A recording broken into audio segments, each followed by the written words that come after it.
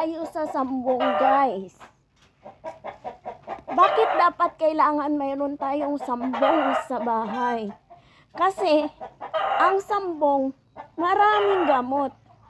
Gamot sa ubo, sipon, at pasmo. Hindi ko alam ano sa Tagalog ang pasmo. Basta kapag walang lakas na yung katawan nyo dahil sa sobrang pagod, magligo lang po kayo ng oregano.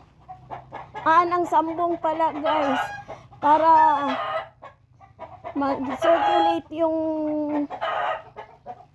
mag-pass ang circulation ng dugo nyo. Yung mga baradong ugat nyo, dadaloy ng maayos yung dugo nyo. Kaya, sambong, guys, para sa pasmo, sa walang lakas na mga kamay, masakit na mga tuhod, paa, sambong po, guys. Nabali na po yung sambong ko, guys. Iligo ko na lang po ito para sa sakit ng likod. At ang sambong, guys, hindi lang ubo-sipon ang nagagamot. Gamot rin po ito sa UTI, guys. Kaya magtanim na po kayo ng sambong sa inyong mga bahay. At ang sambong po, guys, ay nakakataboy ng mga ahas sa paligid natin. Yun, at maganda iligo sa mga batang may ubo.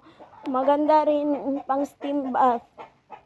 Steam bath at steam inhalation. Yan lang po, guys. Marami pong salamat.